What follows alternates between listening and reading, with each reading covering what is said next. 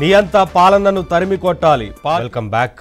రజనీ గారు, contract outsourcing ఉద్యోగులు వీరిని కూడా మోసం చేశారు. అంటే వీరికి సంబంధించి గతంలో చాలా హామీలు ఇచ్చారు. ఇవాళ అసలు మీతో మాకేంటి పని అన్న రకంగా ప్రభుత్వం వ్యవహరిస్తూ ఉంది. పాపం వారందరూ కూడా ఇవాళ రోడ్డెక్కి మాకు గతంలో ఇచ్చిన హామీలను నెరవేర్చండి అంటూ ఇవాళ రోడ్డెక్కి నిరసన వ్యక్తం చేస్తున్న సిచ్యువేషన్.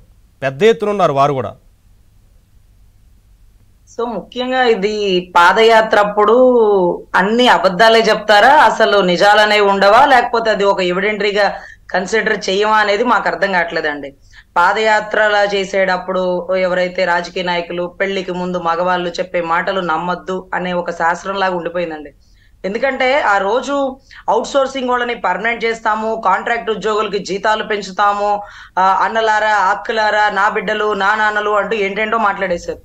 ఈ రోజు ధర్నాలు చేస్తున్నటువంటి స్కూల్ టీచర్లు సిపిఎస్ రద్దు చేయరా మగడా అంటే దానికి వాళ్ళ అమ్మని తలదన్నేలాగా దాని మీద ఉండే జిపిఎస్ ని తీసుకొచ్చారు. ఈరోజు తాటిందన్నేవాడు ఉంటే వాడి తలందన్నేవాడు ఉంటాడని వీళ్ళు కాదు వాళ్ళని తీసుకొచ్చి ఈ రోజు 151 సీట్లు ఇచ్చినందుకు అసలు రాష్ట్రాన్ని రావణ కాష్టం చేశారు అనే దానికంటే బాగా బుద్ధి చెప్పారు, బుద్ధి గడ్డి తినింది అనే పరిస్థితికి ఈ రోజు తీసుకొచ్చారండి. ఈ రోజు కాంట్రాక్ట్ ఎంప్లాయీస్ అవుట్ సోర్సింగ్ వీళ్ళందరూ ఎందుకండి? జాబ్ క్యాలెండర్ రిలీజ్ చేస్తే ఈ చదువుకున్న వాళ్ళే ఉద్యోగాలు కొట్టలేరా? ఎన్ని ఉద్యోగాలు రిలీజ్ చేశారంటే 2.5 లక్షలు అంటారు. అదేంట్రా అంటే వాలంటీర్లు అంటాడు. అసలు ఒక వ్యక్తి 5,000 జీతంతో ఎలా బతుకుతున్నాడో అసలు ఇంతవరకు పక్క రాష్ట్రాల వారికి అర్థం కానటువంటి ఒక పెద్ద టాస్క్ అండి. అసలు ఎలా 5,000తో బతుకుతున్నారు అంటే మా రాష్ట్రంలో సంఘ సేవకులు ఎక్కువ అండి. మదర్ తెరిసా వారసులందరూ వీళ్ళేనండి. దాని పేరు మళ్ళీ వాలంటీర్ అనే పదం. ఈ రోజు రాజకీయ నాయకులు మాత్రం ఖరీదైన కారులో తిరిగేస్తారు. డిగ్రీ చదువుకున్న పిల్లలు మంచి భవిష్యత్తులోకి వెళ్ళాలనుకున్న వాళ్ళు మాత్రం 5,000తో సంఘ సేవ చేస్తారు. అది రాష్ట్రానికి తగ్గ సేవ. అది 50 ఏళ్లలోనే పాపం అక్కడక్కడే నివృత్తం అయిపోతున్నారు. కనీసం ఇటువంటి పరిస్థితుల్లో జాబ్ క్యాలెండర్ రిలీజ్ చేద్దామా, మెగా డిఎస్సి రిలీజ్ చేద్దామా, ఇవన్నీ ఏమీ లేవండి. చాలా మంది మనసు చంపుకొని పోలీసులు, హోంగార్డ్ ఉద్యోగాలు, కానిస్టేబుల్ ఉద్యోగాలు చెయ్యలేక ఇక గవర్నమెంట్ మారబోతుందని మళ్ళీ అవనిగడ్డ డిఎస్సి కోచింగ్ సెంటర్లు అన్ని ఫిల్ అయిపోయినాయి అంటండి.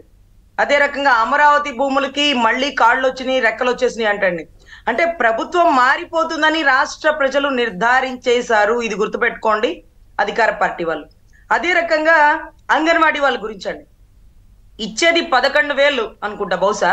ఆ 11,000లోనే వాళ్ళు గ్యాసులు కొనుక్కోవాలట, కూరగాయలు తెచ్చుకోవాలంట, అన్నం కూరలు వండి పెట్టాలట, పిల్లల్ని చూసుకోవాలట. కోడిగుడ్డు మీద కూడా జగన్ గారి ముద్ర వేయాలట. ఇక నాకు తెలిసి ఈ జగన్ అన్న గోరు ముద్ద అనే దాని మీద గోరు మీద ఒక ముద్ర, ముద్ద మీద ఒక ముద్ర వేయించుకోకుండా మాత్రమే ఉన్నారండి నాకు తెలిసి. కనీసం పప్పు చెక్కలు ఉంటాయి చిట్లీలు అంటారు, దాని మీద కూడా ముద్ర వేసే వాళ్ళకి ఇవ్వాలట.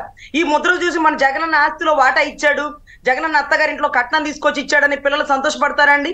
ఏం తెలుసండి ఆ పిల్లలకి? జగన్ ఎవరో తెలుసా, చంద్రబాబు ఎవరో తెలుసా, ఇంకొకరు ఎవరన్నా తెలుసా? మీ పాస్ పుస్తకాల మీద కూడా తర్వాత వారి ముద్ర వేద్దాం అనుకుంటున్నారు. ఇక ఇంకా నైన్లేండి, రాజారెడ్డి గారి రాజ్యాంగం లాగా చరిత్ర ఏమన్నా పుస్తక పఠనంలో వాళ్ళ గురించి ఒక 2-3 పేజీలు చదివే పుస్తకం ఓపెన్ చేయాలని సిద్ధాంతం కూడా పెడతారేమో.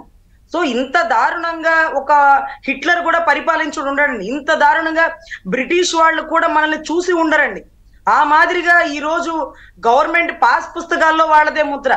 ఈ రోజు తిరుమల తిరుపతి దేవస్థానంలో ఇళ్ల స్థలాలు కేటాయించేది కూడా వాళ్ళ ముద్రే.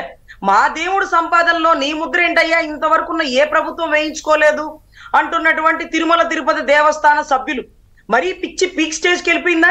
నిన్న మొన్నటి దాకా చూసేవాళ్ళమండి, మా హైకోర్టుకి వెళ్లే దారిలో కరకట్ట మీద కరెంటు స్తంభాలకు వేసేసి ఉంటది, బులుగు కలర్ రంగులు వాళ్ళ పెయింట్లు, కొబ్బరి చెట్లకు వేసేసి ఉంటాయి. దారిలో నుంచుంటే మనిషికి కూడా వేసేస్తాడేమోరా అనే ఒక స్థాయిలోంచి దాటి సమాధుల మీద కూడా వైఎస్ఆర్సీపీ రంగులు వేసాడండి. అంటే లోపల ఉన్నోడు వైఎస్ఆర్సీపీ కార్యకర్త, వైఎస్ఆర్సీపీ మనిషి అని మేము అనుకోవాలా? సో ఈ దారుణమైన పరిస్థితిలో అంగన్వాడీ వాళ్ళకి చెప్తాడంటండి, మీరు ఇలా ఉద్యమాలు చేస్తే మిమ్మల్ని ఉద్యోగాల్లోంచి తీసేస్తాం అంటారట. నేను వెళ్ళి వాయిస్ ఇచ్చానండి, అమ్మా మీ ఉద్యోగాల్లో ఎవ్వడూ చేరే పరిస్థితి లేదు. వాలంటీర్లు ఆల్రెడీ 5,000కి పనిచేస్తున్నారు.